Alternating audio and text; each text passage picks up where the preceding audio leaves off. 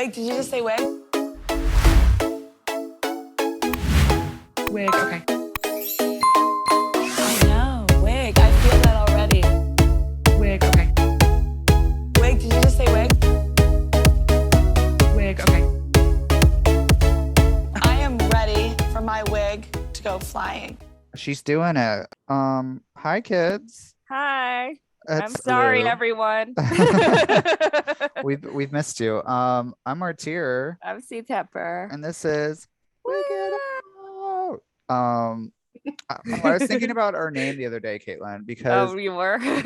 because I mean the whole joke was like we don't wear wigs, but like now I almost exclusively always wear wigs. You do. and drag. Don't worry, So, I will never wear wigs. yeah. Except, we should talk about before we start everything. Oh, except what? Except if we get nominated again for a Glam Award for Best All Costume. right. Yeah. There's only like a week left to nominate. You Oh, have to shit. be in New York City nightlife to do it, but please nominate us if you Yeah. are in New York City nightlife. And Have you're- voted. If you're feeling generous, nominate me. A few other people have nominated me, but for Dora Goddess, I don't think I'm gonna get it. But you know what? I'll put I my didn't hat know in the if you ring. were serious or not. I didn't I put was- you. Oh, that's fine. I don't really care. Okay. Yeah. So if you want to nominate me for that, that'd be cool. But otherwise, I don't really. I'm more proud of the podcast than me sitting at the door all night. Yelling at people at Metro. Yeah. So yeah, that's a little update with us. We We are delayed. I was on vacation. I got a Mhm. really bad cold. It's usually me that has the hold up, but Yeah, this time but this it's time was Caitlin. kind of me. Yeah, That's which is okay. all good. We're back in the swing of things. Yeah, So, we should be on schedule, I think. Yeah. We just had a little. I almost said reprise, but that's not the proper word. But Reprieve. reprieve. Yeah. Let's go with that. Anyways, Caitlin, who the hell are we talking to? Who are we doing? What are we doing today? This is my intro to this because I was telling Chiffon who our guest is right now, and Chiffon was like, "That's one of my favorite people." So we have Andy Starling. Woo! Welcome. Welcome, Thank you. welcome. Thank you Hello. for talking to us today. I'm very excited. How's it going? I love the deep voice. Thank you. It is everything to me. my audible.com voice. Oh my God. Yes. Ooh, book her Yes. for Audible, babies. Yes. You should do voiceover work. I want to. I really want to get into that. You should talk to Ruby Diculous about it because she does it. Oh yeah? Yeah. I don't know Ridiculous. She's a drag queen from Texas. Oh, Mhm. word. Yeah. I will look. You into should that definitely message her. right because after she- this podcast. Yeah, no, she makes a bank doing voiceover. Oh work, yeah. So God. Sure. definitely recommend. But yeah. enough about I Ruby. do trademark myself as Lady Baritone. Love, love, Even though I usually lately sing in falsetto, but whatever. Yes. You It's know, not even probably, on ironic. yeah, it's not even title. a question on my list, but like I'm obsessed with that you sing. You're obsessed with that I sing? Yeah, because Oh. I just love drag queens that sing. Thank you. It Mhm. makes me happy. Appreciate I like it. hearing you sing too. At least you're one of them. Most people are like, oh my god. Not a Really? singing Drag drag queen queen. thing. Yeah. Not again. Yeah. Not me. I love it. I love show too. So we'll start our first question with the question we ask everybody. How was your pandemic? What if I was like, it was excellent. I made $1 million. Some people were like, yeah, ours is pretty good. I was like, oh, okay. Must be It was nice. interesting. I mean, it's been interesting. We're still in a pandemic, right? Yep. Mhm. I think that we're all like it's really a weird year because it feels like everyone is experiencing it differently now than a year ago. It felt like everyone was kind of going through the same thing, and now Mhm. it feels like, what are the rules? Are there rules? Is there a rule book? No one knows. But I mean, I came out relatively unscathed. I had some friends I lost along the way. I think a lot Aw. of people in New York have been affected in some way or another, and that, or they know someone who's been affected, obviously. So, but yeah, I mean, we're learning. We're chugging through. We're chugging through. exactly. Did That you was do kind of the yeah. No, did you do any what was it? Why can't I digital think of- drag. Digital drag, that's the question. You already know. I did. I kind of was late to the digital drag game. I did some like towards the end of 2020 into early 2021. I was fortunate enough to still have a day job Good. during the pandemic, so I was able to work remotely a lot Ah. of it. And then the second they said people could be in a building together in June 2020, my office was like, you're coming in 2 days a week, and I was like, great. Right. So yeah, when the pandemic started, I shied away from doing digital drag because I knew a lot of queens that was their livelihood.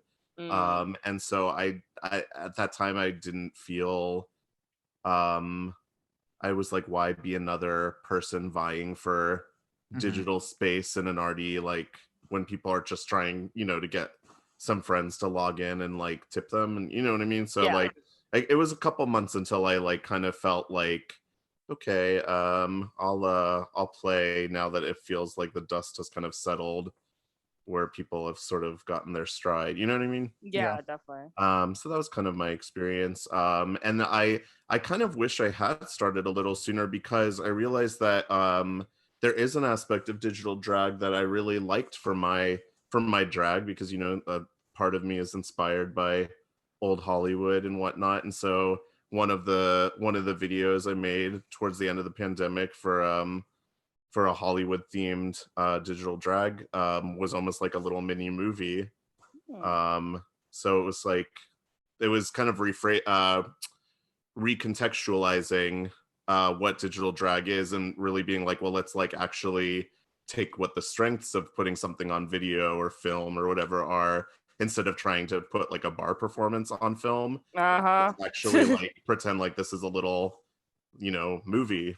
Yeah. So it was really cool to be able to have like nuance and a camera right on your face, and catching the glint in your eye and whatnot. So Yes. I'm glad you enjoyed it. Most oh people were god, like, I mean, oh, see, acting. Does that mean I enjoyed it? most queens were like, oh, never again I for mean, digital let's drag. be real. It was another I mean, it was really hard to do the work to film it. It's like, when you're auditioning for something and they want you to audition like eCast or whatever, and you're like, I have to do so much work.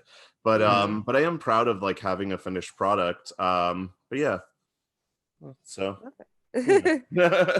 So going back in time, we're going to start from the beginning. So you were an army brat. You moved a lot during your childhood. What was that like growing up?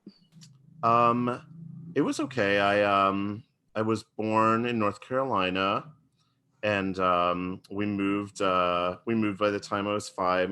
We started kind of moving around the Southeast, and until I was in like later elementary school, we had moved about once a year. So I think looking back, it seems odder than it was experiencing it, because I realized like I meet a lot of people that are like, oh, I lived in the same place for X number of years. I've lived in my childhood home until I graduated and went to go, whatever. And it's like, I didn't really have that experience of like having a home base and like the nostalgia for that. So yeah, I think it definitely instilled that sort of nomadic, like get up and go lifestyle, and that probably is what drew me to performing in general, and then moving to New York. Because it's like very similar. I think like military life is very similar to artist life or actor life or whatever, I could see that. Fast friends, and then you're like together for a period of time, and then you kind of all go your exactly blow in the path. wind somewhere else. That's a really good understanding of New York life. That just like hit me like a ton of bricks. You're like, this is deep. This is deep, girly. We're not that far into the podcast either.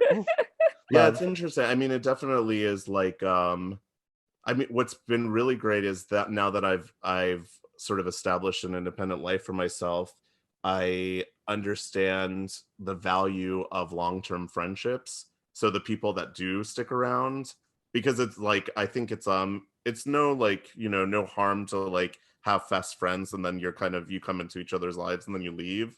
in whatever, like performance or whatever, drag. But then when it really does like up the value of the friendships that are consistent, or you can be with that person and it's as if no time had passed. I just visited my best friend in LA, and she moved out there 12 years ago, I guess it was like 9 years ago. But yeah, so, and it was as if no time had passed, and yeah. That's nice. I know. So you came to New York 12 years ago for a Did. summer acting conservatory, and then you ended up staying here.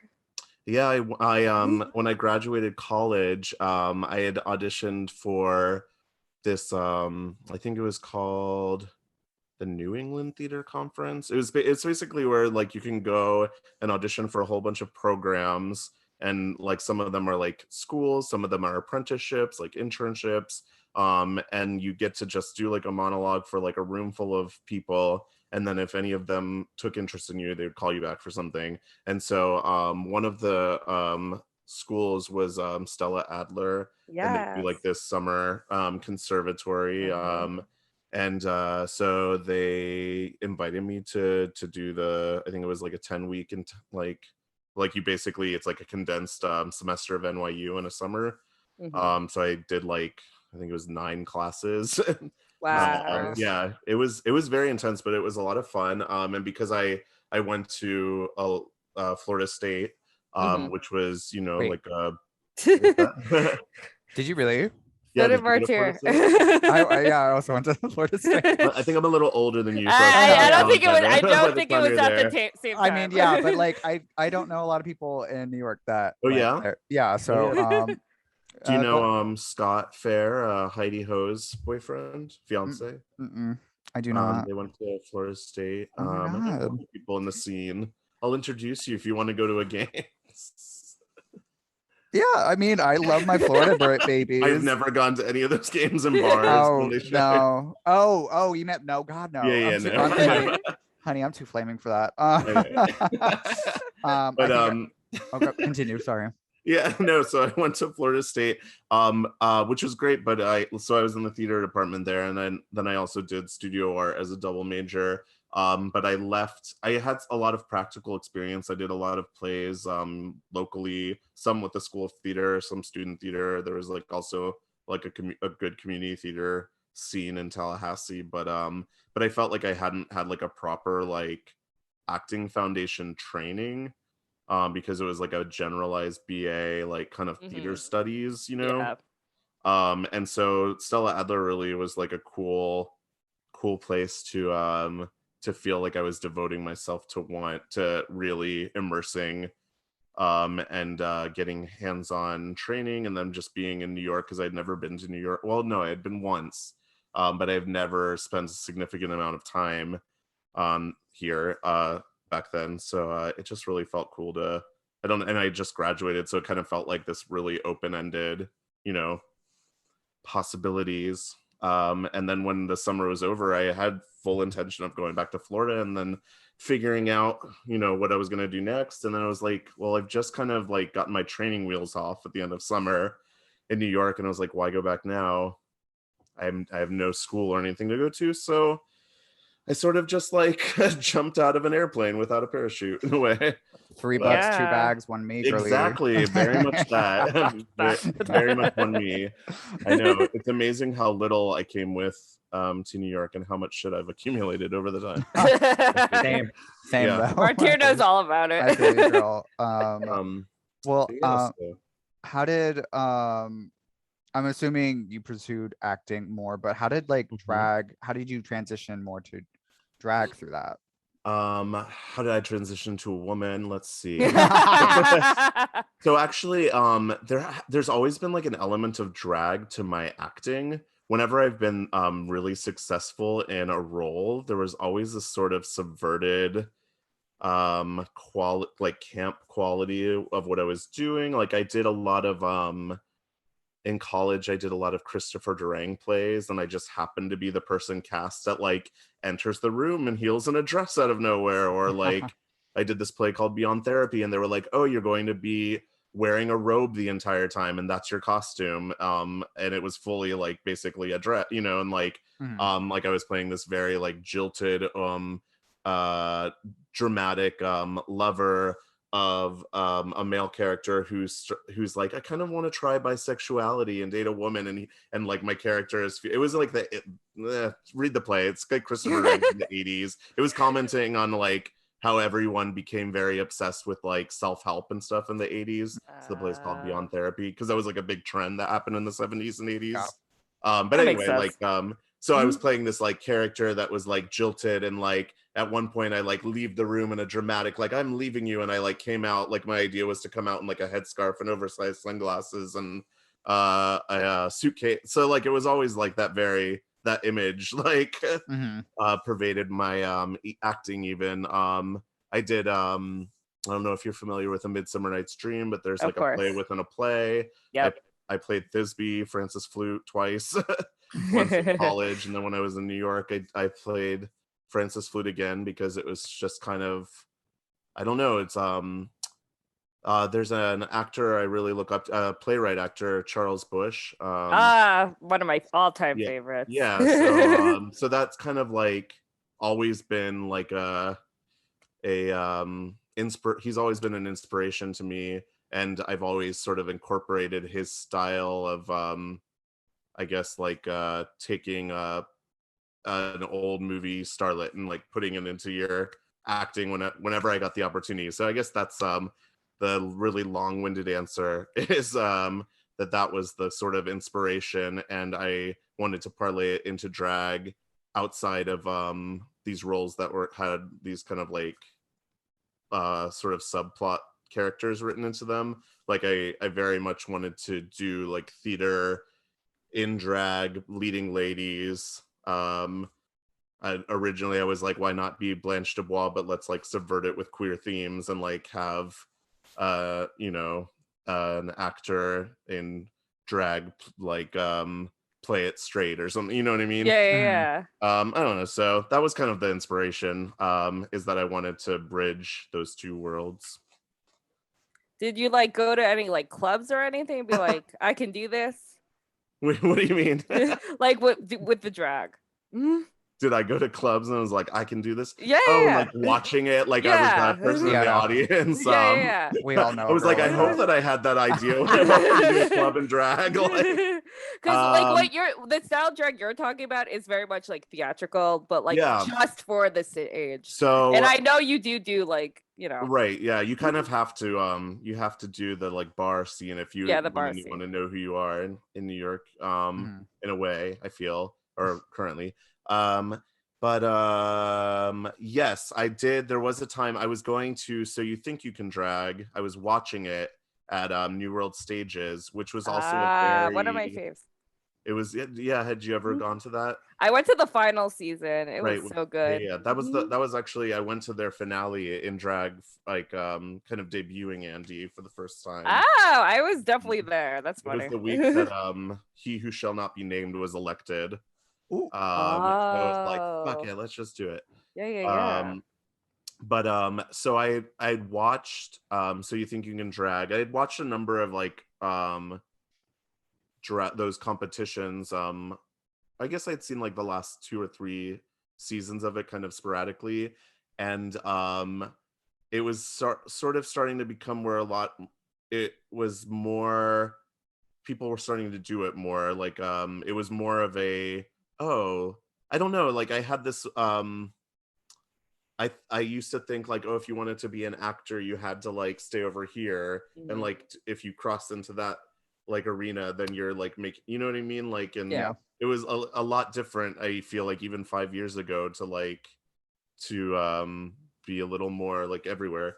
But so I would watch those, and they were just so theatrical, and the competition in itself was very theatrical, and I was watching people's creativity, and I was like, well, what would I do if that was my theme? And like it started to get the wheels in my head turning to being like, well, what would I do if it was Disney Week, or what would I do if it was Broadway Week, you know, like so it definitely, like, watching other people sort of exercise their muscles in that kind of that fostering setting seemed like a way to do it. Yeah. And also like the performances were so high quality. I'm like, Yeah. I've yet to see something as good as that season. I loved and I loved watching the people that were already established being really supportive, and like Paige Turner, watching her foster all of these new queens. And then like the fact that I was always kind of a little afraid to do drag, because I you know, I can be everyone can be judgmental and sarcastic or whatever, but I was always afraid to do drag because I thought people, you know, you're like your worst own critic, so I always was putting my own critic into other people's minds. You know what I'm saying? Like oh, who does she think she is? You know what I mean? But your yeah, inner saboteur. Very much outer, inner, outer. Yeah. I know her well. Yeah, I was like, Martyr can relate. Yeah, Look right. at me. Do not perceive me. Oh, right. Well, speaking of finding inspiration through that kind of, not finding inspiration through that competition, but like seeing what you, or imagining what you could do through drag with that kind of preset. I guess, like, how did you come to the name of Andy Starling? So I, being inspired by Charles Bush, I kept having this idea in my head that I wanted a sort of like gender neutral, glamorized version of my name. Because if I was in theater, if I wanted to do drag in theater, I kind of wanted it to be like a sort of stage name sounding, you know, but not be like I don't know, whatever, a lot of dicks, you know. Like I didn't want it to be like I didn't I wasn't trying to like come up with I was trying to, I know it's like really cerebral, I guess, but so part of me wishes that I did come up with something like a lot of dicks, because people always ask what my drag name is when I tell them my name's Andy Starling. Oh, but that's sometimes funny. I wish I had the like punchline, you know. Yeah. But so that was one part of the component, and the other part was that when I was like, oh, I think I might want to try drag, I don't know what I knew I would bring to the table, blah blah blah. I had happened upon at Netflix at the time, there was a documentary on Candy Darling called Beautiful Darling, and her story, the way that she was described, just really resonated with me. And it was as if, you know, I knew nothing about her before watching the documentary. I probably had seen a photo of her once or twice, but it's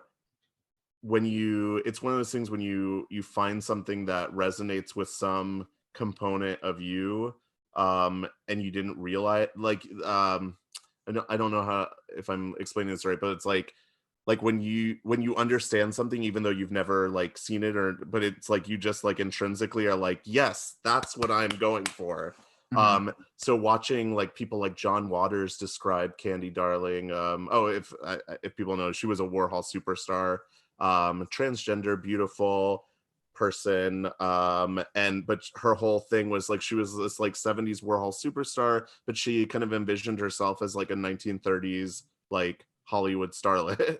And she very much was entrenched in that world, but she was kind of like a little like adjacent to what was going on, because she had this own vision of herself of being this like sort of throwback, you know, and being in like the studio system, and she was obsessed with Kim Novak. And so watching that documentary, I was like, yeah, it was like, well, and my boy name is Andrew, so I was like, yeah, Andy, and I liked the idea. I kept like playing around with all of these sort of like ingenues at that time, and I was like, one thing I remember I kept playing around with was Holly Golightly from Breakfast at Tiffany's, and I was like, Andy Golightly. I was like thinking of all these like adjacent names, you know. And then when I saw that documentary, I was like, Candy, Andy, Starling, you know, Starling. And then I liked that kind of sounded like starlet, you know. So I don't know. That's how I came up with that. I love it. Yeah. I love You're gonna it. get a lot of long-winded answers from me. No, we love it. That's the whole point of podcast. Yeah. But yeah, and I just liked that it kind of was like zippy and like sounded like I could hear like or I could see it like on a marquee, like Andy Starling in blah blah blah. Yeah.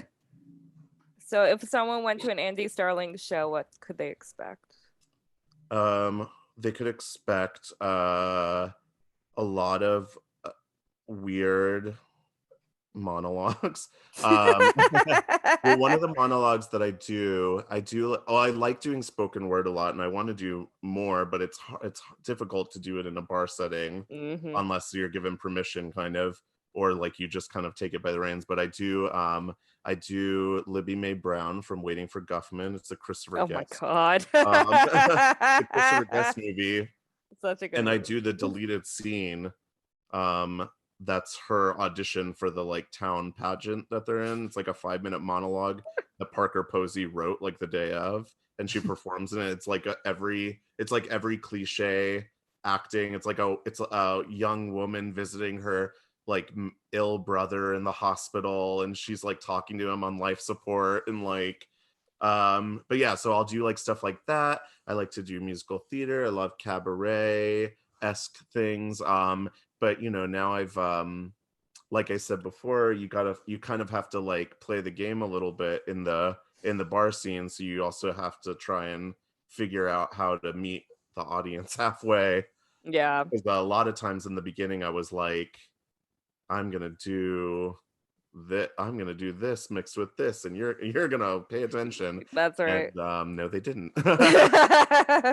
Sometimes they do. It's really weird. It's like it's so funny to me how you can do the same material on one night and a different night, and it's like just depends on the chemistry of the audience, and some people are like fully enraptured, and some people are like, it's like so weird.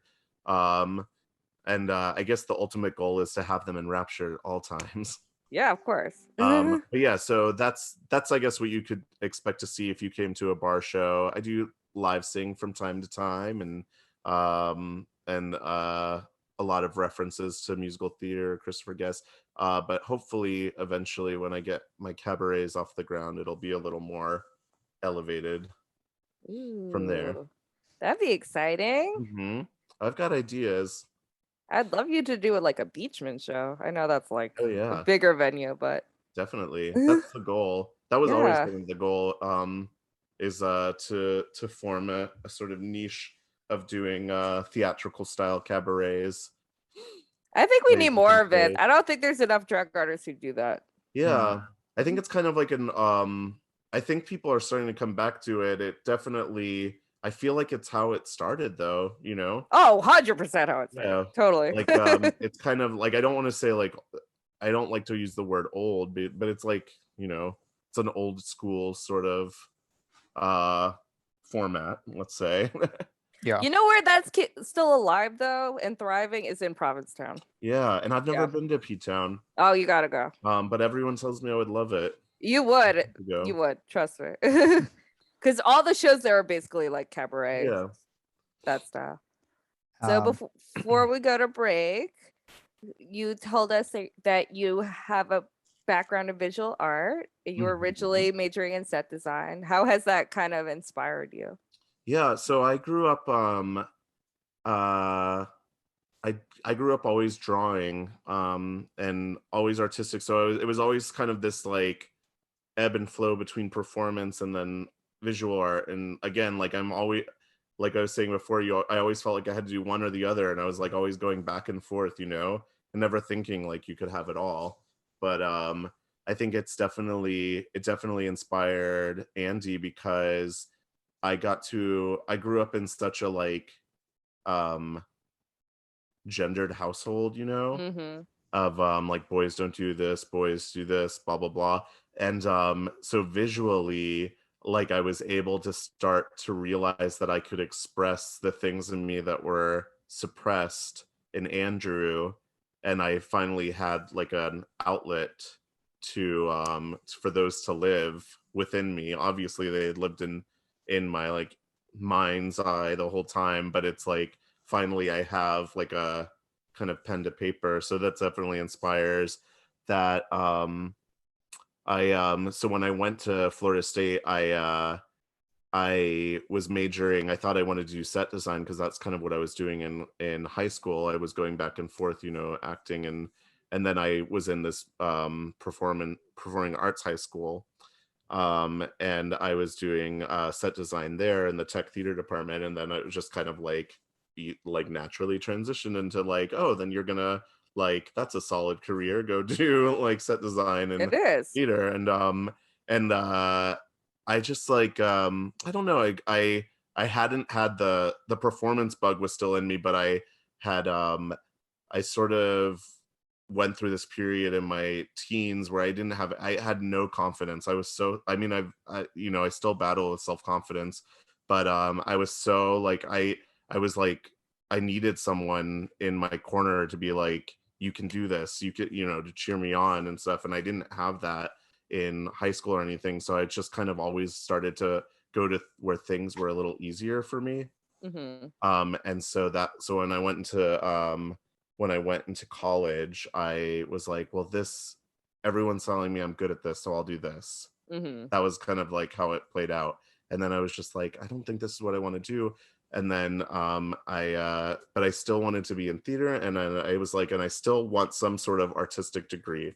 And so that was how that I got out of the set design, but I double majored in both of those. And then in New York, I actually, the very ironic thing is that for my day job, I do visuals, like window displays. Oh, I didn't know That's that. great. That's really cool. So it's like I couldn't get away from it, I guess.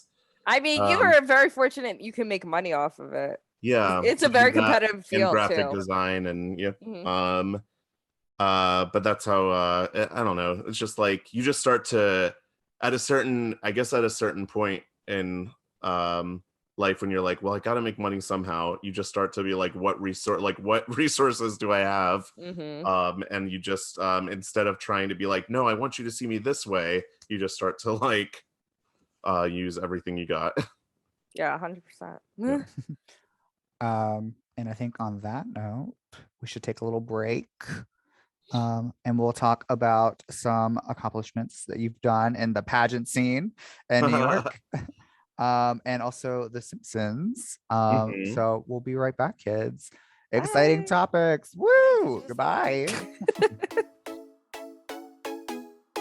Wig, okay. I know, wig. I feel that already. Wig, okay. Wig, did you just say wig? Wig, okay.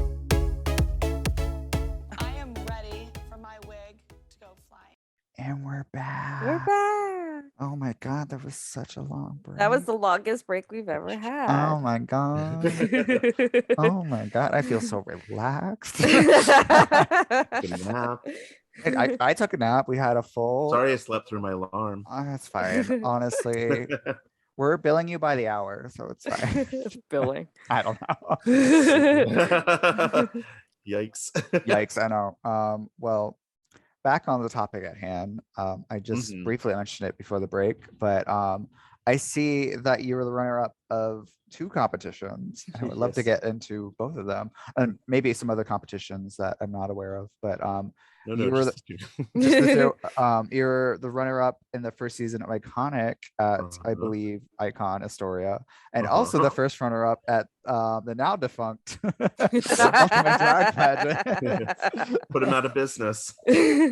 I think Martyr put them out of business, not gonna lie. That's when I first saw you, Martyr. Yes, I remember we met then. Yeah. Front row of the finale. Oh yeah. Oh my God. Bringing back so many terrible memories. Honestly, okay. I enjoyed it. As much as I hated the commute going up there. And oh God, it's so out of the way. There's some behind the scenes drama. That's not that bad. I enjoyed my cast in that season. So I had a good time. It was a very good cast, by the way, your season. Yes. So beside enough about you. That's not your me. Like, let's talk about you. So what was your experiences like? Especially first runner-up in both. Yeah. Like I'm New York's premier first loser. Yes. Woo! We love a second place. Here. We love a second place. But it was like, it's very on brand for me. Just considering the women I'm inspired by, it's very on brand. my experiences, they Mhm. were good. I definitely, the biggest regret I have, I don't want to say I have regrets, but if I had a regret, it would be that I spent way too much money Mm-hmm. on Iconic. And Mm. I Oh. regret, because it was my first competition. Mm-hmm. So Mm. I was like really putting a lot of finances in it. Oh, And I was wow. like, I didn't need to do that. For the costumes, right?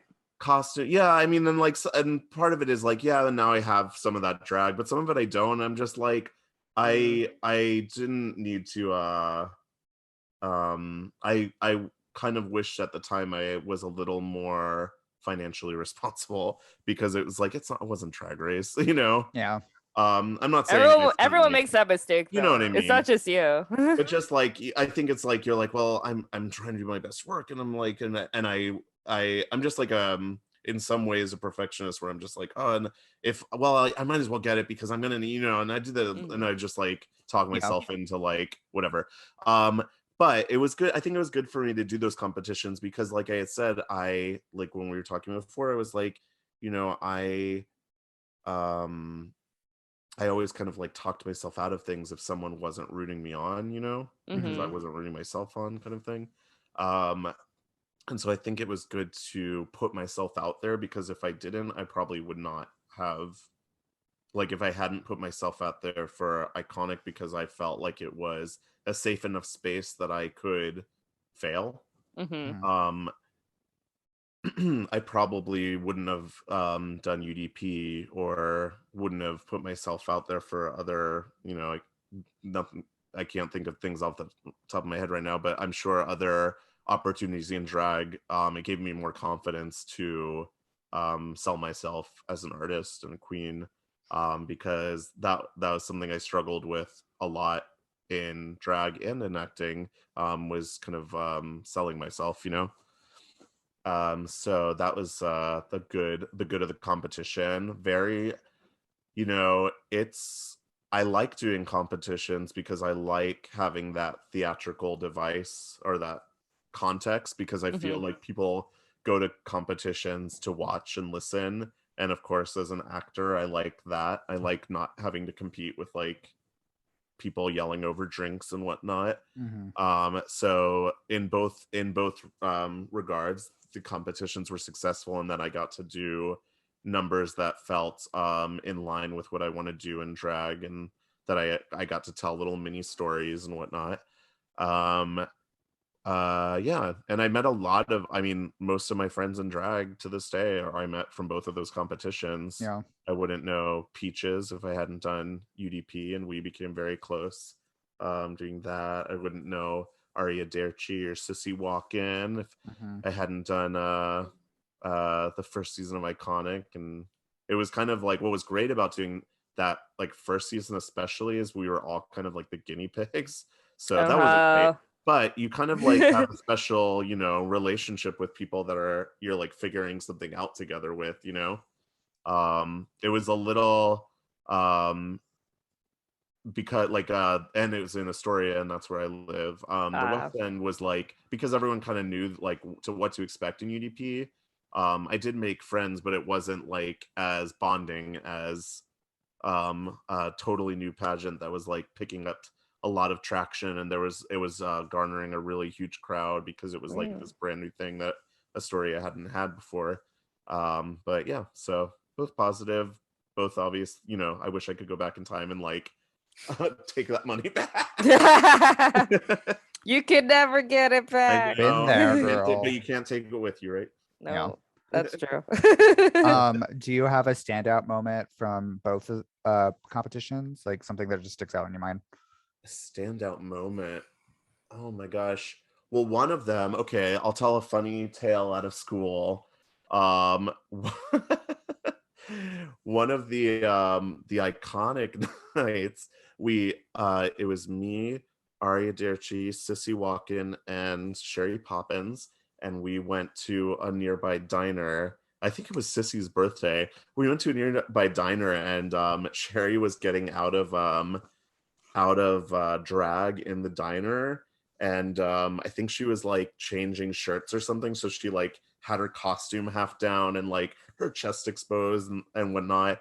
And like the restaurant, the waiter was being really like, you can't do that here, you can't do that here. She was like, this is my work.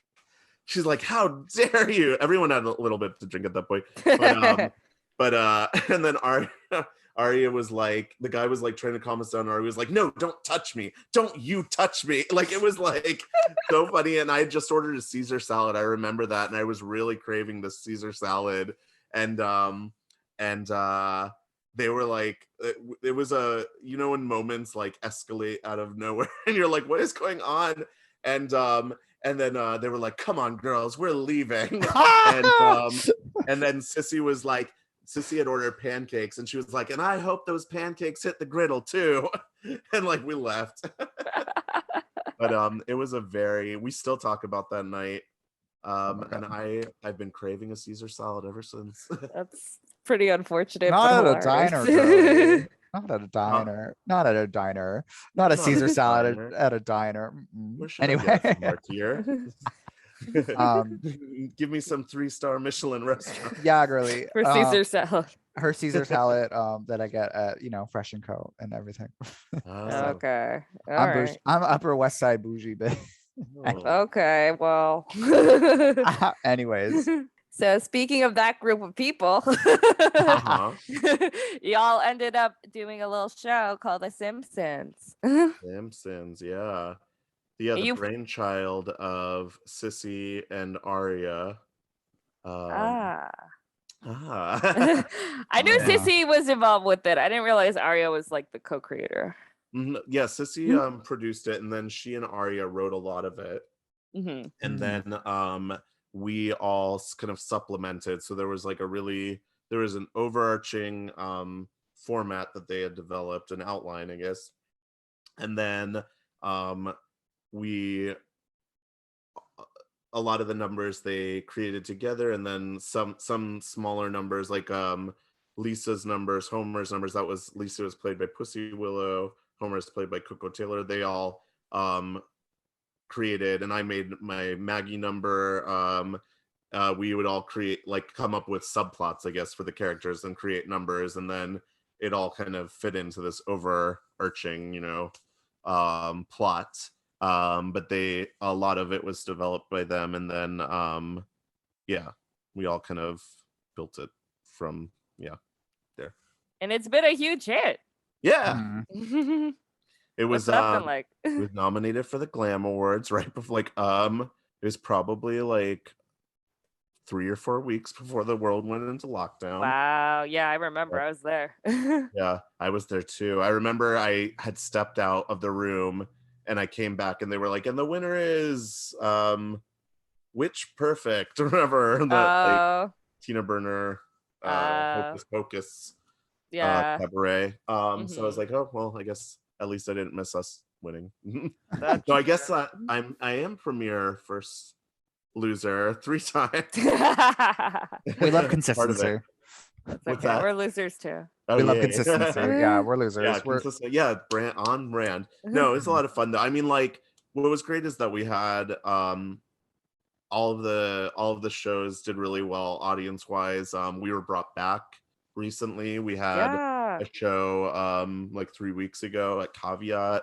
So it was really cool and surreal to reunite up because the last time we did it, the world was a very different place. But it was really cool to see that it still had the same effect on the audience, and we were just looking at people smile. You could see the little smiling eyes over the masks. I didn't even think about the mask part. Yeah, Yeah, that they must be recommended so everyone to wear masks, even though they're at cabaret tables and stuff. But no, that was like, it was cool.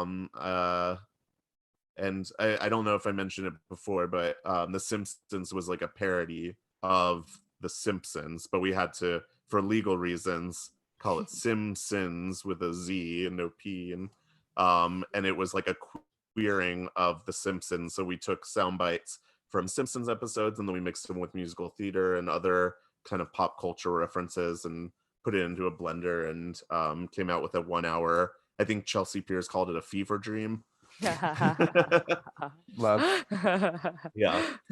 Are you Yeah, are you most guys people are gonna like, bring "What's it the weirdest back? thing?" I don't know. It I don't know. Maybe.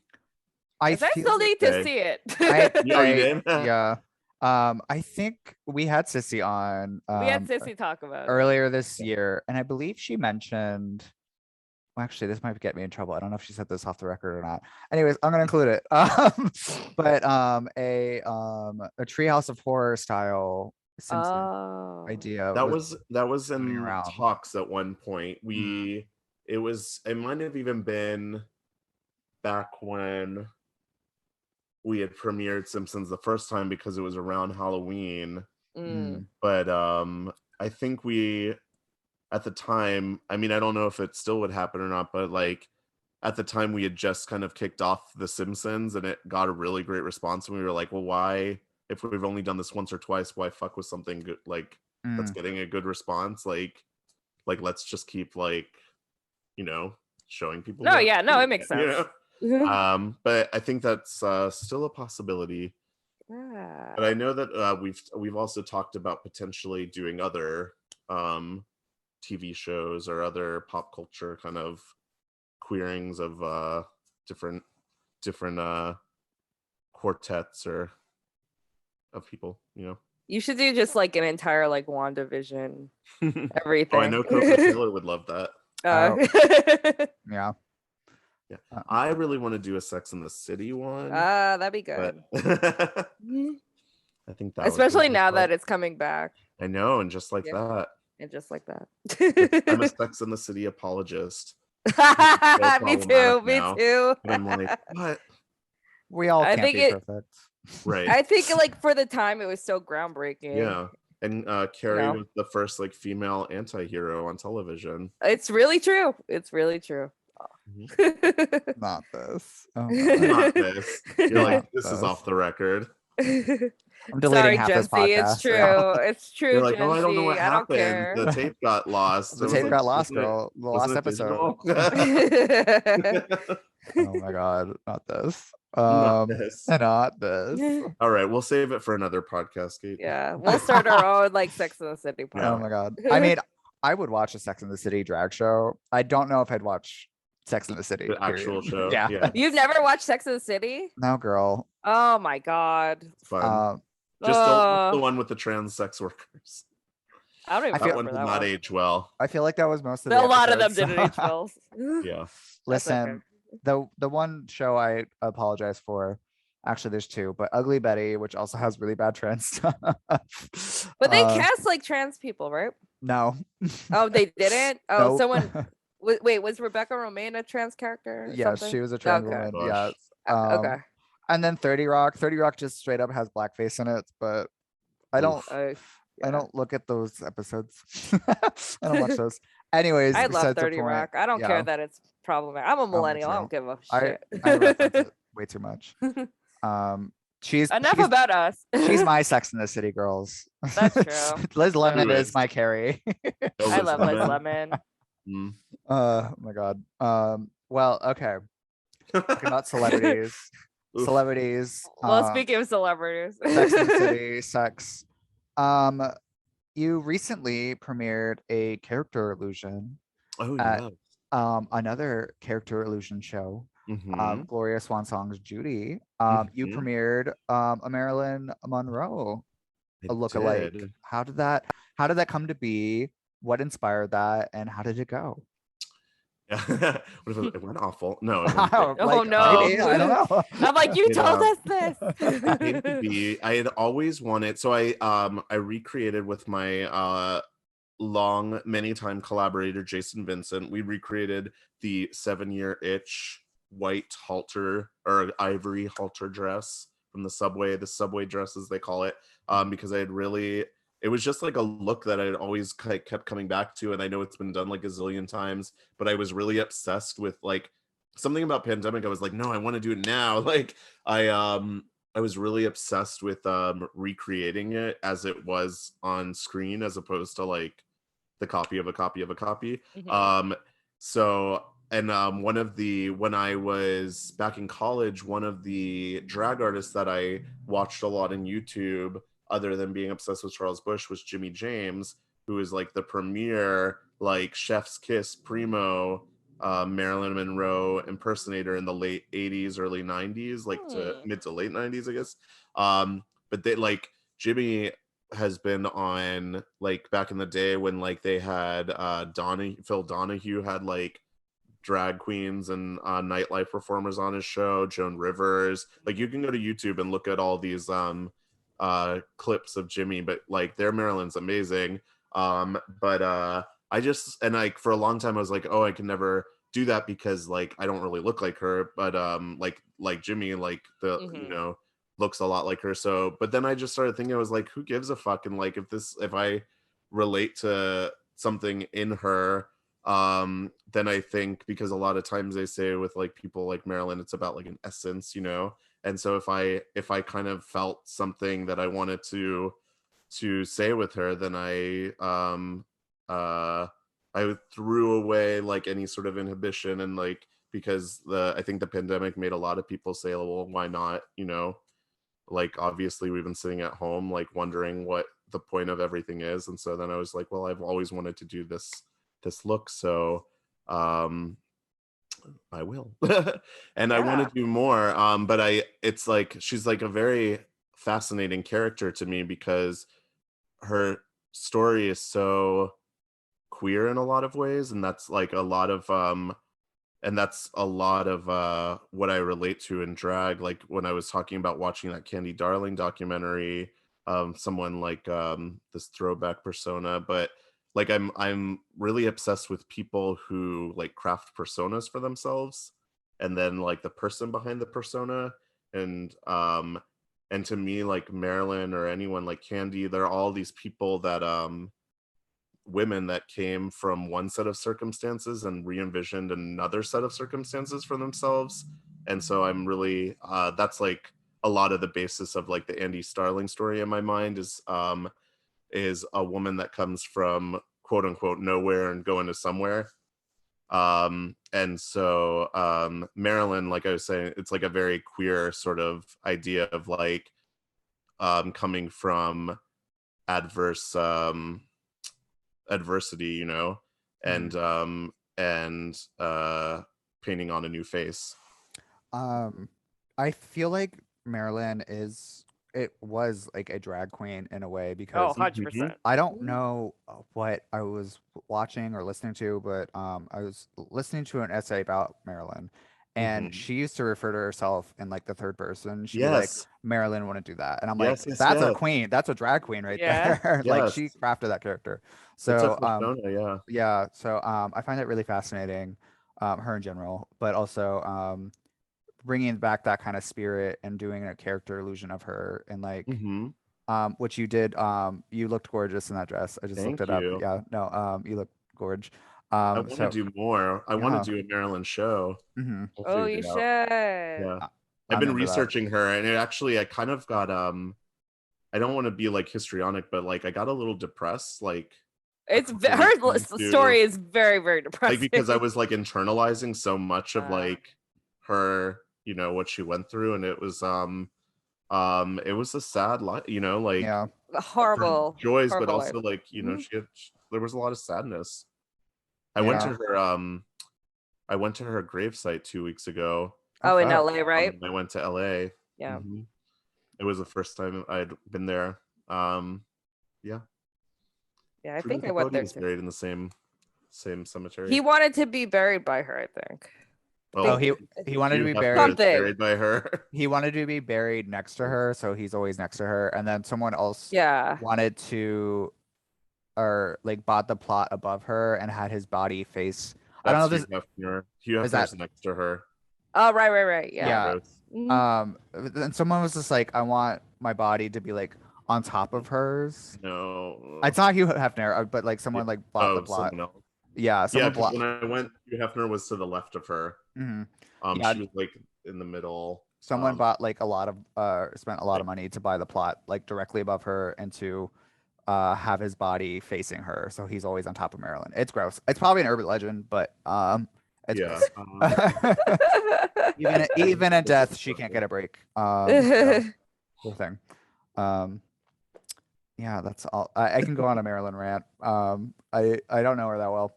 Well, historically, personally, we go way back. I was like, Yeah, since right? when? I know. Uh, But um, yeah, she was, but like you said, there was a lot of drag mhm. in her and it's kind of crazy because it's like she's from a time where you really like people didn't know a lot of about people personally. So like it's not like today where it's like it's all about reaching out to your fans and connecting and Yeah. like a peek behind the scenes. Like so it was very easy to craft a persona that like They all were personas, though. yeah, All the they all actors in were, Hollywood. and it's all like yeah, the Hollywood makeover story and like Mm-hmm. and creating an image and then like keeping it very like sort of mask oriented, right? But yeah, it was kind of like, but that's kind of what I'm interested about in her is how she kind of created her own like cage, you know, Mm-hmm. where it was like she like developed this persona but then she was like trapped in it. Mm-hmm. And I'm reading a book right now that's very interesting. It's called The Girl. Mm-hmm. Really right next to me. But it's about her time in the 7-year itch and developing her own Marilyn Monroe productions because she actually it's like about her as a businesswoman. And Huh. she was one of the women in Hollywood that was instrumental in breaking the studio system because she wanted director approval and she started turning down roles that she was assigned. Yeah, she was also notoriously difficult to work with towards the end. I Same. feel like the more I like think about it, I feel like a lot of that was by like design, you know? Good for her. She should Like be. Yeah. but Because who male knows? actors get away with everything. Yeah. Yeah. I feel like it's like if you're not being heard in one way, you're gonna make them hear you in another and be Yeah. like difficult and not show up and you know. Show up whenever you wanted. Exactly. But anyway, but I digress. On a completely different topic, but one I'm very excited to talk about because I do the same thing. But I have here some intel that you collect vinyl records. And tell us what started that because I'm so curious. So back in college, I was a very big fan of the band Rilo Kiley. Very good band. Very good band. I Not love familiar. Not familiar. You should. Wow. They were like it was formed by Jenny Lewis and Blake. What was his last name? Oof. They were both former child actors from Yes. LA. He was Pinsky on Salute Your Shorts. Oh my She God. was Shelley Long's daughter in True Beverly Hills. That's right. Hannah Neffler. I can't remember the daughter's name. Anyway, so they formed this band. They were kind of like indie scene darlings in the early 2000s. They were everywhere. They were really very big on the scene. They were under a Connor Oberst label. And they had like 3 or 4 albums. And then Jenny Lewis broke out on her own. And she had her first solo album called Rabbit for Coat. Which is a great album. Great album. Jenny Lewis and the Watson Twins. I highly recommend it. Yes. It's folky. A lot of very haunting 3-part harmony. But at the time, like vinyl was kind of coming back. It's like it was really hard to get a record player like new, you know? Yeah. Table, you know. And but I remember when Jenny Lewis released her solo album, she released it on vinyl, and if you pre-ordered it, you got a special 7-inch EP that was like had additional songs from something like additional Rilo Kiley songs or something. And I remember being, well, I want that EP and I want to listen to it. And so I bought a little Newmark portable turntable, the kind that you like can plug headphones into and listen to records on the go. Like if you're gonna go to like a secondhand vinyl shop and like check out the sound quality or whatever. I think that's like what they're designed for. But I was just in my little dorm room with my little portable Newmark, and I got these little portable speakers I set up, and I started collecting vinyl because one thing about Tallahassee, I don't know if you remember this, Martyr, is it's called Goodwill Country. Is It it? had, like 7 Goodwills. Oh. Like it was like they had a billboard. I don't know if it was there when you were there, but it was like now entering Goodwill Country. Oh my god. No, I don't think that exists anymore, unfortunately. But I the name Ah. stuck. The name stuck. I do yeah, and remember it's that. when everybody was throwing out their vinyl records because Mhm. it was like dated technology in the early Mhm. 2000s. Mhm. And so you could go to Goodwill and like, I mean, like you can still do that, but it was a little easier to like get a shit ton of records for like 99 cents or whatever. And they had a record store in Tallahassee called Vinyl Fever when I was there. And that was one that was like a little more collectors like would go, and they would have it all like cataloged and stuff, and you can like go. I used to go, god, I probably went at least once a week to see what was like in the new arrivals or whatever. And I just built this like massive collection. I started getting them on eBay. That was when it was like a little harder. I feel like it's easier to get a lot of stuff now. I remember now I'm like looking up stuff on eBay, and I'm like, god, it was so hard to get that 10 years ago, and now it's like so readily available. Like It's just there, yeah. I remember like auctions being like you had to wait till the last second and try to get that like Oh my god. they were going for hundreds of dollars. I never was like that like hardcore into collecting, like because I was definitely more about the like quantity of records as opposed to like because I was like 22 or whatever. Do you still have but most of them? I do actually. Like half of my collection is in Florida because I never moved it up to. And then I'm like, how did you bring it to New York? I know, but I started collecting as I was in New York too, so I have a couple hundred Wow. here as well, and I'm sure. And my parents like in like the second floor of their like guest room or whatever.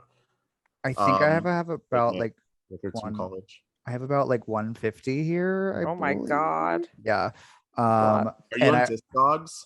Yes, I That is am. the most amazing discovery I made throughout the pandemic. Is Discogs, the website, you can catalog the records you have, which pressing you have. Oh. You don't like. You can either like sell them, buy them, or you could. It's like for me, as you like start collecting those kind of things, you forget what you have. Yeah, I mean, get out. You're like, do I already have this one, or did I look at it last time? Yeah, no, Discog is great for like buying rare stuff. Like I have a lot of like rare records, and that's how I bought them. Ooh, what's your genre? My genre. Like, what's your rare record? No, I'm interviewing. I've talked about it on this podcast before, but you have. Yeah, because I think I gave it the suggestion to Ducky, she a boy. My favorite genre of music currently is city pop, which is Japanese 80s pop music, in the style of like Western pop music, and it's fascinating what they do with it. I love it. And there is a record called Pocket Music, which the artist whose name I'm not even going to attempt to pronounce because I know I will butcher it. But he doesn't exist on Spotify. So like all his someone graciously put his records up on YouTube, but I was like, I need to have a physical media of this because the album art is gorgeous. I'm obsessed with it. So I think I had to buy it from someone in New Zealand because that was like the only English copy that existed was like in New Zealand. So I bought that during quarantine, and I think it cost like $80, and that was just like for shipping and like quarantining it and all this jazz. But that's my favorite. It's my currently favorite record that I own because right now I mostly buy like more contemporary stuff. But like most of my collection was I never told this story, so I'm excited. Do it. So my first record, this is embarrassing, but was Macklemore's 10,000 Hours. I got it for Christmas with my record player. And then I went to visit some family members that same day, and they happened to have my mom's collection of records. And so my collection went from one record to 120 within like 4 hours because they just gave me all my mom's old records. So now I have a lot of like Barbra Streisand, and I think I have like all her discography up to a certain point. And then a lot of like Broadway musicals on vinyl. Like I have the original pressing of like Cabaret. Ooh. which skips at two ladies, which I find really funny. But so like I have a lot of like really Someone really liked that song. yeah. I mean I think it's my favorite in the show, so I'm like into it. But and so I just have a lot of like weird oddities like that because I used to pick up like stuff back home to just like really random finds that were like $5 at like Goodwill and such. So Yeah. I love sense. records. I'm looking at my record player right now, but yeah. So I'm glad we got to geek out about that. Well, I'm glad I got to geek out about it. It's the most Martyrs talked the entire year on Oh, all our shut shows. I love music. I love collecting things. I used to collect stamps and also movie tickets, but now vinyl is my very expensive. I have too many expensive hobbies. I'm sure you can spending too much on vinyl, spending too much on drag, spending too much on photography. Love it here, girl. But there is something I mean, like, I know it's like so cheesy, but there is something really satisfying about like placing the needle down and like connecting with that album, you know, and like the warmth that comes from I know that's like a cliche, is like people make fun of vinyl people for being like, oh, the warmth, you know, the record. But it's like, I don't know, you feel like this, like, because everything's so, we become so non-tactile in our like everything digital and stuff, but it's like there is something really nice about like having like, I'm putting this on and like I'm listening to this through, you know. I know this sounds like so pretentious and it's like the biggest thing, but like it does sound different. It is a different experience to have listening to something on vinyl. So and my ex used to have I don't know what the actual like term of it is, but it's like a turntable that can digitize the sounding or of a record, and I don't know what it's called, but and make it into like an MP3. And I've always wanted to do that with like certain music on here because I think like from analog to digital. Yeah, because like the versions you get on vinyl or like can almost be like completely different than studio that you listen to on Spotify, like the experience. Oh, totally. Yeah. So yeah. Well, my favorite thing too is when I listen to something on record that I've heard before compressed in like MP3 or whatever, but there's like something in the background. Like I have a lot of jazz records, and like a lot of times I'll hear something in the background that I never heard before, because it's so much more like textured. There's like more layers in the sound, and like, oh my god, I never like noticed that bass there or whatever, you know. I love records. But there's a lot of good Peanuts comics with little record things. Have you seen those? I haven't seen those before, but I'm trying to think. I had a Disney record that had like a mask in it, and I thought that was fun. And then what was the other weird one I had? Oh, there's this company. Kate's face. I know. Caitlin's like bored out of her mind right now. You can see me not talking during this segment. There's a company in the UK that like he makes, I think you just need a quarter, but you can turn a like birthday cards or like Christmas cards into your own portable little like record player, and it plays like happy birthday or Merry Christmas to you. And I befriended him and he's a sweetheart. But okay, enough about records. Did you have any final thoughts before we end this very nerdy segment of records? No, we're going on the next topic. We spent long I was enough. asking Andy, Caitlin. Oh no, we're moving on because you have a deadline. We only have one more topic for this segment, so yeah. So from a topic you're obsessed about to a topic that I'm obsessed about, because someone has never seen this movie, but so you said you love The Wizard of Oz, and that is also my favorite film. Oh yes, I love The Wizard of Oz. I'm interested in what it would be like for someone, an adult, to watch it for the first time. Well, subject A is right over here in our. It's like, if you've never seen it, I'm like interested because it's like, I think part of the obsession comes from it being like a very childhood. significant impact on my childhood. You Yeah. know, because, like, yeah, I've rewatched it. Obviously, I can't even count how many. Oh yeah, no. Have you seen it? but it's like I have different opinions about it as an adult than when I was a child. Ah. Yeah. I haven't watched it recently. Oh, I full on went into nostalgia during the pandemic.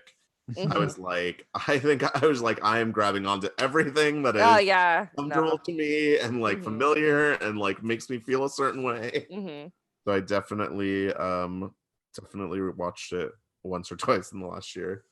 What's like your favorite part? Like, Oh, favorite part. I love the scene going into Oz. yeah, I think like, okay, so one thing I've noticed as an adult and I've come to terms with, and I've always kind of felt this, is I feel like it has a really boring third act. Like up until it gets to the like the resolution, the witch and everything. I feel like a lot of the scenes in Emerald City. Oh yeah. So that, but I mean, like the iconography of the scene from her coming out of her house into Yeah. Munchkin, and like the appearance of the ruby slippers, and just like the colors of like the witch's green and Glinda's pink and the red against the, you know what I mean? Like it's just like visually like orgasmic. Oh, totally. Um, And it's when you get older, you learn about like how it's made, and like there's just so many crazy stories. Like they had basically 4 directors on it. Right. Like yeah, it went through so many different hands. And then like so many horrible things happened on set too. I learned like not like probably a year or so ago about all the awful things that happened to Margaret Hamilton. Oh yeah, she got burned. And they were like feverishly wiping off the makeup because it was copper based. Yeah. If we didn't get it off you, it would have eaten through your skin. Yep. Same thing that happened with the Tin Man as well. Yeah. The first Tin Man, not the second. Yeah, the first one.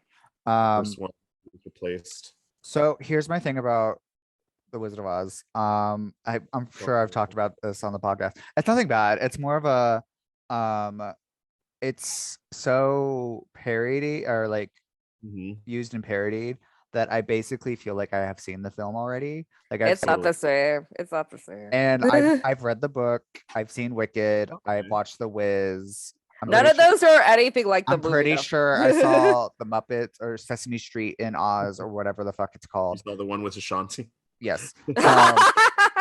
Yes. So I think I saw that. Everything about Oz I know about except wow, you've seen the movie. So much. And you want to hear the gag? Is I've never seen Wicked. I was gonna ask if what you thought. That is a gag. That is the gag, right? Yeah. I plan to. Like You should. It's back. Yeah, I know. It's funny because I knew about the book before they wrote the musical, because my half sister was like, "Oh, I'm reading this book you would really like. It's called Wicked: The Life and Times of the Wicked Witch of the West." And so I like, it was in my like, you know, periphery in the late 90s, early 2000s, but I for some reason was just like, yeah, I'll see it someday. Like it's been the book has like almost nothing to do with the show. Yeah, the book is super dark. It's very adult themed. And then the show, they kind of like stripped all that. The show is very like riffing on it's Steven Schwartz, so it's gonna be like much, even though there's I guess some dark elements, but it's not really, not compared to the book. But yeah, that's an interesting point, Martyr. I get what you mean though about like, I think there are certain things in pop culture that I've like never seen, but I'm like, oh, but I've seen it like referenced so often that I kind of get the gist. And I mean, as a Florida kid, I'm sure maybe you had this similar experience, but going to Disney MGM Studios and riding the Great Movie Ride. Oh my god! It's basically going through the movie. Is it still there? Because I'm going there. Oh, it's gone. They lost their license for MGM. So now it's Hollywood Studios, or like MGM was trying to be like, pay us money to renew it. They were like, well, I don't think MGM exists anymore, does it? Yeah, it does. It does. Like owned by some other probably. Yeah. But I still remember. I was 5 when we were living in North Carolina at the time, and we drove down to Disney for the first time, and like we were doing the like where you could camp out in their like campgrounds or whatever. We had a pop-up trailer tent, whatever. And I still remember rounding the corner into Munchkinland, and this was like the height of my obsession. Like it was like probably it's like one of my earliest memories of, because you know, like when you're 4 or 5, that's when you like start to have like actual memories attached to, you know, like speech and stuff. Yeah. But I just remember rounding the corner to Munchkinland, and my little 5-year-old self was like, I could have died right then, you know. Yeah. Yeah. Like Aw. It was very incredible. special. Yes. Love. I Yes. love that ride. I miss it dearly. No, it was so good. Yeah. Did you ever go on it? Did you ever go to Disney World, Kate? Well, I've done Disney World, but I've never done Hollywood Studios, so we're going in January, Oh, so I that's can a finally good do one. it. But Some I of the did best go. rides are there. The Tower of Terror isn't in, because I went to California Adventure and they already changed it to the Guardians of the Galaxy one, but that was really good. But I'm excited to try the OG Terror. Yeah, the OG Yeah. Tower of Terror. She's Yeah. good. Great ABC family movie also with Steve Guttenberg and Kirsten Dunst. I love that movie. I used to watch it every Yeah, I Halloween. love the Tower of Terror. I love is in Rock and Roller Coaster. Yeah, in, that's there, which I've never done. Oh, so good. Probably closing soon. Not gonna Well, lie. I better watch it. I better go to it I soon. love that one, and I love, is Test Track there, or is it an Epcot? No, that's in Epcot. Epcot. Epcot. Yeah. That one I've done. Track. They now have a Minnie and Mickey ride though. That's supposed to be really Uh-huh. I do. Runaway Railway. Runaway. Yeah, that. I'm a Disney kid at heart. I'm like a Yeah. closet Disney gay. I don't want to like. I Oh, know. love- I'm I know. not. I know too much about. I Disney am an World. open Disney gay. I know too much about Disney World at this point that I'm like I can't get it out of my head. So like I just absorb the knowledge, and I'm like I guess I know this for no reason. I haven't been to Disney World in like 15 years. It Oh must- wow. I think the last time it was like 2006, but I've been like 5 times. Yeah. I haven't been back in Florida since I moved here, so it's Yeah. going on 5 years. Mm. So could I wanted to go for the 50th this year, but Yeah. I'm kind of glad I didn't. Oh my god, I remember the 25th. Oh my god! I had the glasses from McDonald's. So that was. They were commemorative glasses, and they made Cinderella's castle a cake. Mhm. Oh. I was one. Shut up, Martyr. I was one. Me too. No. Wait, when was the 25th was in 96. 96. Oh my god. Yeah. And on that, we're old. No, I think we should take another little break and do our little wrap up. Wait, did you just say wait? We'll be right back, Action. kids. Wig. Okay. I know. Wig. I feel that already. Wig. Okay. Wig. Did you just say wig? Wig. Okay. Okay, We should finish the show. we should finish the show. I am Let's wrap ready this mother for up. my wig. Let's do it. And we're back, kids. We actually We're had a break back. this time. We had a break for real. We had a little off the record chat, and you'll Yeah. never know. You'll never know. I'm releasing the Unless- tapes. yeah, unless Martyr releases the.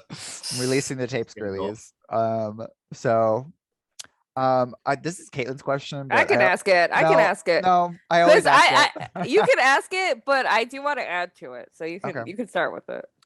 Miss Andy, Yes, Miss Martyr. do you think you ever will be on Drag Race? Or like Dragula or any sort of Oh my like God. drag show. Imagine me on Dragula.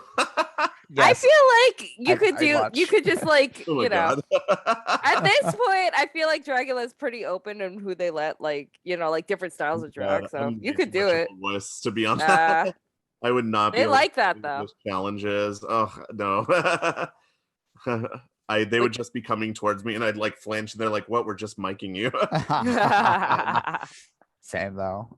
Drag Race. I've thought about, like it's kind of like, I feel like everyone fantasizes about it, right? Like, oh, what would I do? Like, it's just like Mhm. when I was watching So You Think You Can Drag, you kind of like put yourself in the place of the contestants and wonder.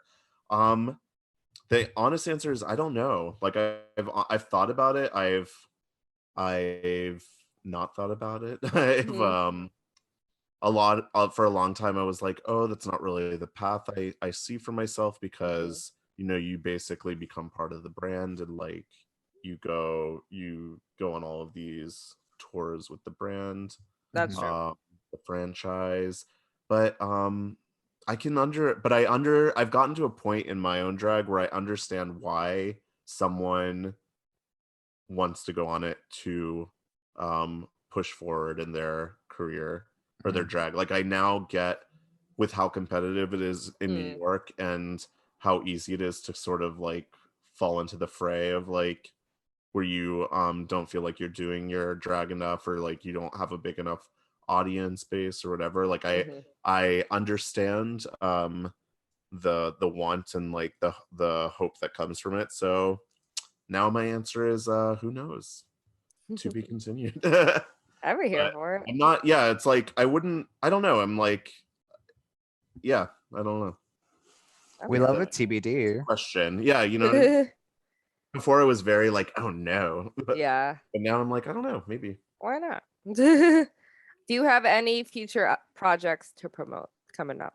Any future projects? I do hope to get those the shows that I kind of like talked about hoping to develop, but none are written yet.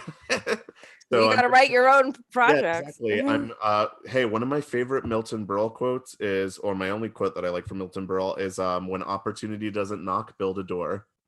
100%. T. Yeah. So hopefully I'll be able to follow up with you and let you know, but otherwise I'm guesting, doing a lot of drag brunches. Ooh, where? Tomorrow I'll be at hold on, I gotta look I'm with Chlamydia Clap on the Upper East Side at Starling Tavern, I think it's called, for Painted for Filth drag brunch. Let's see, Chlamydia. And then last week I did Jacqueline Hyde's at Haswell Greens. Cornerstone Tavern, 961 2nd Avenue. That's closest to me. Yeah, come if you want to go. I'll be at work, unfortunately. But I'm doing I'm really excited. On Wednesday I get to host a new hotel opening in Chelsea called the Moor, so I'm very excited about that. Fancy. It's on 20 something. But I used to do, excuse me, I used to do drag bingo at another hotel in Chelsea that the manager of this hotel used to manage, and then COVID happened, so no more drag bingo on their bar there. I was so sad when that, that was like the first time, the first thing that was like, oh shit, when they were like, oh, we're canceling this month's thing. And but yeah, so luckily it was a relationship that he remembered me and offered me this to host this big hotel opening, so I'm very excited. So I'll be there on Wednesday doing that. I hope you get like free stays for life or something. I know. Thing. I'm on the books. Yeah. And then maybe who knows, maybe that Treehouse of Horror will come. That'd be cool. We'll get Sissy walking on the phone. Yeah. We'll call her after this. I'll dial her in right now. Yeah. We've got her on the other one. Right. What's the best advice you've been given about drag? Ooh, that I've been given about drag? Yeah. Nobody cares. Honestly, she's not wrong. The best advice is that like anything that you are, because I've always been like, oh, what are they thinking about this or like getting up like, oh, my makeup this or whatever, and then my friend told me that nobody cares, everybody's worried about themselves, and just to have fun. And that applies to life too. Like anything you're thinking about yourself, everybody else is thinking, like, too busy worrying about themselves, so just like throw it away. And like yeah, because I used to get really like in my own head about like, oh, I'm really hot and I'm like, I don't want my makeup to sweat off and this and that. And then actually the person that told me that was my sister Aria Derchi, and she was like, Andy, everyone's hot, we're all hot, we're all this and all that, you know what I mean? Like, yeah, we're all, like, nobody cares. Yeah. So that was like the thing, and that when I started to be like, yeah, you're right, like, who cares, I had a lot more fun. Good. Yeah, that's important. Yeah, I think it is too, because otherwise it's just sad.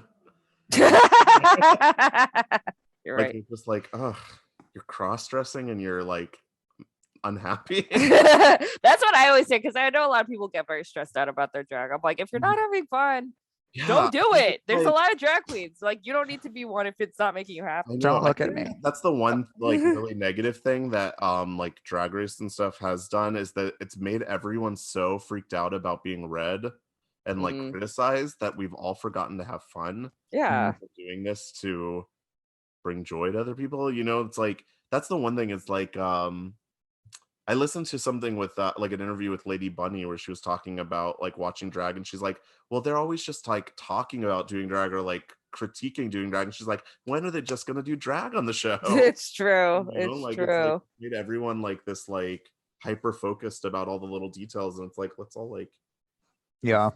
Be in the moment. yeah, be in the moment. See, 100%. collect vinyl. Put a needle to the record. Oh my Yeah. God. Miss Andy, can you give us a dramatic retelling of one of your craziest, most insane nightlife stories? Something that happened in drag or nightlife, something juicy, something gossipy, something groundbreaking, never been done before. Bus, another club, another bus. Okay. What do you got for us? Do you want some dirt? I want some Yeah. dirt. You can censor their names if you have We'll to mention we'll names. also censor the names if you use any names. Yeah. You want me to spill some tea? Yes, girly. Yes. I love mess. Okay, this is a story that doesn't get hurt anyone. Okay. I will tell a story about the time these crazy Trumpers were escorted out of UDP by Peaches. Oh my God. God. I was Go off. performing my number. Oh, it was Pop Princess Week, and I was performing my number, and then getting, and they were like really drunk. This like table of 4 like tourists in the front row, and I guess they were at an earlier show and just somehow ended up staying for UDP like by some like chance. And they were just very like visibly intoxicated and like really, I mean, there were great audience members in the fact that they were like going along with the performer on the journey almost like distractingly, because like the one woman in the very front was like emoting at every point and like making faces, like being like, oh, like just really having like an experience watching the drag. And then when I was getting critiqued by the special guest that week was Holly Box Springs with Marty, and they were like giving very constructive criticism. I can't even remember what they were saying, but like it was literally could have been like anything constructive drag wise. And then the table of people started booing judges. And I was like, no, like I was like, these are professional drag artists in New York. I'm gonna listen to their feedback, like that this is why we're all here. And they got they thought they were like standing up for me. Oh, they're trying to defend you. Judges, like being like it was almost like an American Idol. Oh. Critique a singer, and then the audience is like, no, like, and it's like, no, that's why we're here. I can't really remember the leap that it went to get to how we knew they were. Maybe one of them was wearing a MAGA hat or something, or had some sort of.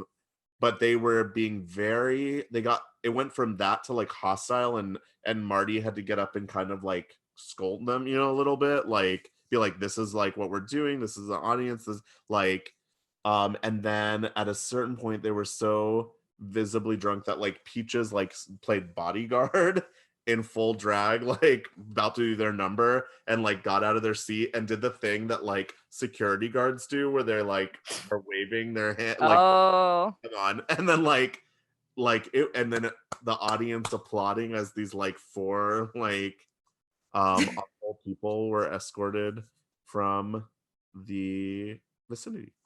Yeah. I like that one. This is definitely a different story. I like it. Yeah, I kind of blocked out what they like, how we got to. I know I knew that something in the context was that they were like tourists and like right wingers. They were being very, I remember it got very condescending where they were like, hey, can't we put our differences aside kind of thing. Like they were, it was like that, you know, like very like, live and let live. Like we're just here to have fun. Like, so we're going to tell you how you should feel in your safe space. And like, we're here to have a good time. Like, it's not that big of a deal kind of thing. And then it was a big deal. and I was so turned on by Peaches playing bodyguard. I love it. Removing the people from the vicinity. And I'm sure there was like light applause. Like, yeah. It was like when Patti LuPone kicked that photographer out of Gypsy. Oh, who can forget? But that was my story. That was my very very sanitary story. Love. So where do you want to take your drag into the future? I definitely want to take it into theatrical spaces. I want to do devised theater where it's immersive and it feels I have a lot of ideas to do like plays within plays kind of feeling where you the audience are a part of an environment that I create as if you're watching like a drag chanteuse on stage or whatever. But so I have ideas to take it into a more theatrical cabaret space. I'm excited to see that. Me too. Honestly, it's gonna be. So, yeah, maybe you can produce it. Ooh. I got you there, girl. Let me know. We can Us talk. finding money? I know some sugar daddies in the city. Okay. Yeah, we can work that Upper East Side crowd. Yes. Well, I just wanted to say thank you so much for coming Thank on our little you. show. We really appreciate you and spending some time with us. Where can the kids find you on the socials? You can find me on Instagram at the THE Andy ANDY Starling STARLING. I'm also I have the same handle on Twitter that I don't really use, but you can follow me if you want. Twitter's a weird place. I'm really into TikTok lately. So TikTok at the same handle, the Andy Starling.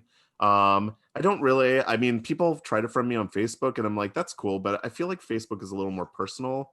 So I would rather have the likes and follows on Instagram. But who wouldn't find me? Oh, and I'm on Venmo.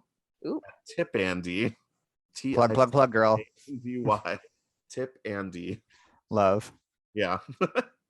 Well, thank you again, babe, for coming on a little shit show. Thank you. It's been a pleasure. It was good to get to know you better too. My little vinyl moment. Oh God. Florida. Oh my God. Not Right. that Florida. I try to forget. Yeah, I don't blame you. Well, I was Martyr. I was C.Tepper. And this was Wigging. It still went out. And, you know, as usual. As usual. Hey, kids. Bye.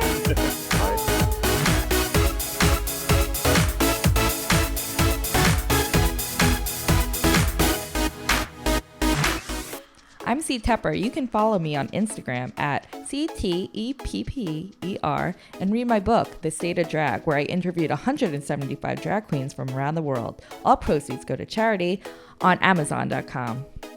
Ooh, I love that. You can follow me on Instagram, Twitter, and Facebook at Drag the Martyr. And if you have any thoughts, comments, dick pics, send them to dragthemartyr@gmail.com. Listen, rate, and review us on Apple Podcasts, Spotify, SoundCloud, Google Play, and Pandora. And catch up with past episodes on WERRRK.com. That's WERRRK.com. Artwork for Wigging Out was provided by Glitter Baby Online. That's Glitter Baby Online. Thank you.